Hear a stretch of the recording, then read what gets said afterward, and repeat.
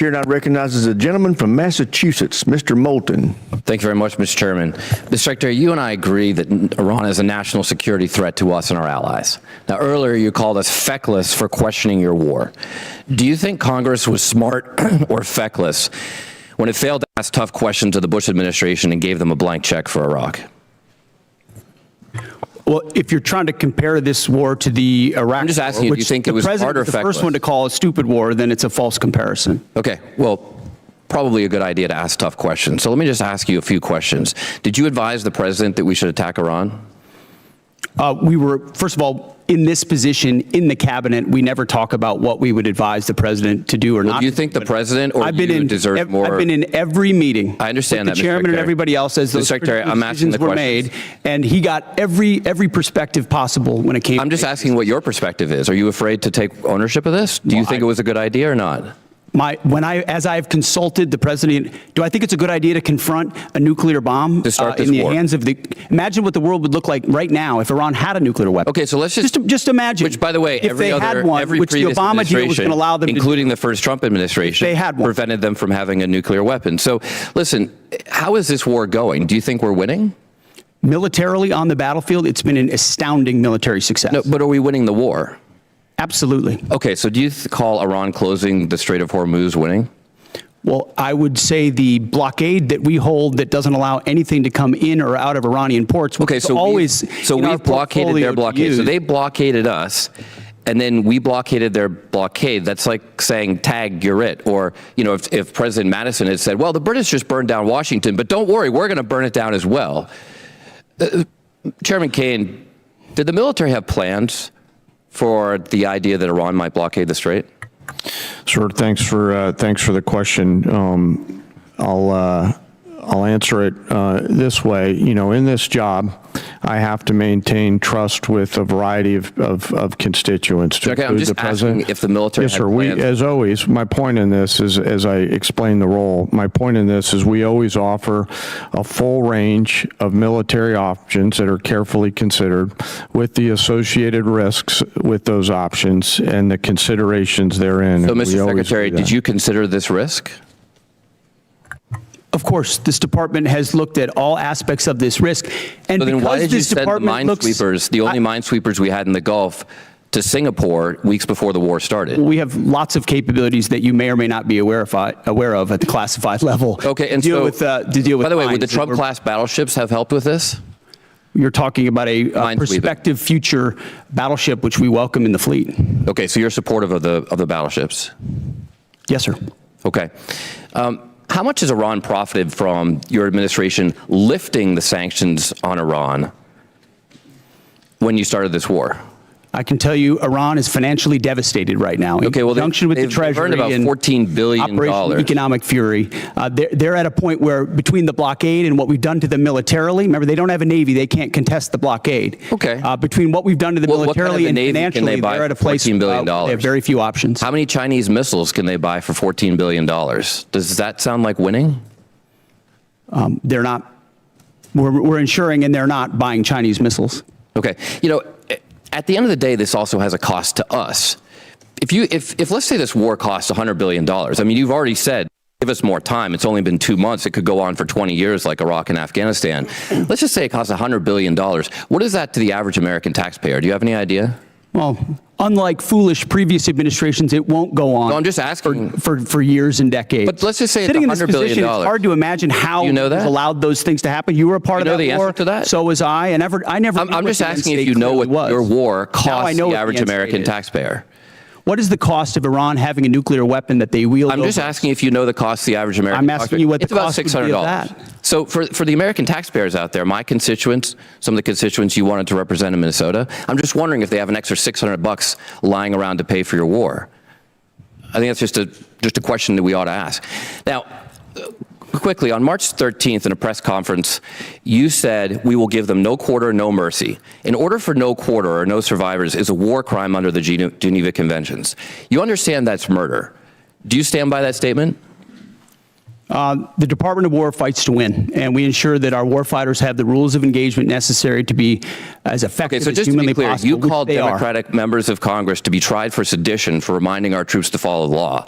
But when you tell them to commit a war crime, you stand by yourself. For insinuating that the laws that Congratulations, we're Mr. giving them are Gentleman's unlawful. time's What a expired. breakdown. Chair now recognizes the gentleman from Tennessee, Dr. Desjardins. Thank you, Mr. Chairman. I thank our witnesses for being here today. And I'd like to thank you for your commitment to our advancement in space, Golden Dome, and nuclear modernization, all which are critical. And also, I understand we're going to start some reproduction of the MQ-9 Reaper drones, which you, Mr. Secretary, and Ms. Secretary share my great state of Tennessee. And we know the 118th Air Wing, the National Guard, operates Field and conduct many of these missions, and they do so with great precision. So thank you for that. Secretary Hegseth, you commissioned as an infantry officer in the U.S. Army National Guard in 2003.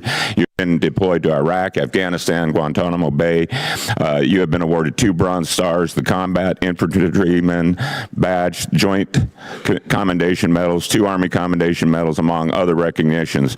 You have seen military actions from both an operational and service member perspective. Have you ever seen operations with the scope and scale and complexity of Midnight Hammer, Operation Absolute Resolve, and Operation Epic Fury? Thank you for the question, Mr. Congressman. Not only have I not seen missions like that, but if you earnestly go into our formations right now, and you talk to colonels and majors and staff sergeants and 2-star generals, and you ask them about the environment of our military right now and its capabilities right now, compared to under the Biden administration, under Obama, they will tell you it is night and day. Even the ranking member acknowledged that the troops performed incredibly well over the past 15 months and have demonstrated to the world. These are not new troops in a lot of cases. These are the same troops with new leadership under President Trump, who gives them every authority, under a department that ensures they have what they need. I have operators looking at me saying, for the first time ever, we have everything we need to accomplish the mission, both in equipment and in authorities. That matters when you go 37 hours around the world for Midnight Hammers. That matters when you go downtown in Venezuela and grab the indicted dictator of a country in the middle of the night in the most fortified location. That matters at the outset of the Iran conflict. It matters during Operation Rough Rider, which there's a reason why the Houthis aren't in this fight right now, because they experienced 50 days of the American military under President Trump. That matters in the Caribbean and our fight against designated terror organizations. This military is unleashed, and morale is at a level that this country has not seen for decades and decades because of the leadership of President Trump and because this War Department allows them to get back to basics. No more distractions, no more debris. It's simple accountability, training, standards, lethality, and they respond to it. And it's that response that's manifest in highly and historic successful military operations led by our incredible joint force, who are grateful to have a commander-in-chief that has their back. Well, I can tell you for that, our nation, myself, and all of us are incredibly grateful. Secretary Hegseth and General Kane, with your vision and steadfast commitment to our nation's service members, you have both overseen the beginning of a generational transformation of our armed services. This budget request reflects that commitment by building and sustaining our defense industrial base, increasing service member pay, housing and benefits, robust funding for Golden Dome missile defense and space capabilities, and the emphasis on the peace through strength doctrine outlined in the National Defense Strategy. Based on the Defense Department's recent track record of successful missions, can you share some examples of military action that illustrate exactly how your leadership and vision for the Department of War is translating the peace through strength doctrine into an operational reality, and what psychological impact that may have on our near-peer adversaries such as China and Russia? And I'd like to get both yours and General Kane's perspective. If you can take 30 seconds each. I'll keep it brief. Reestablishing deterrence was one of the core pillars of what we set out to do. After Afghanistan, after October 7th, after the war in Ukraine, after Lloyd Austin went AWOL for a week and no one seemed to care, the world took notice of that. And through the actions we've taken swiftly that I just laid out, the world has recognized that American power is back, and the willingness to utilize it shows that we can achieve peace through strength. And General Kane, in terms of our adversaries? Yes, sir. when we look at the totality of actions that we've done over the last year, one thing leaps out at me that I think is clearly and unambiguously seen by our adversaries or those that may consider it, and that's our ability to integrate and synchronize a whole range of capabilities that we have in the joint force, information, cyber, deception, jamming, air power, sea power, land power, et cetera. And I think that ability, and I'm so proud of our joint force, those young... Gentleman's time's expired.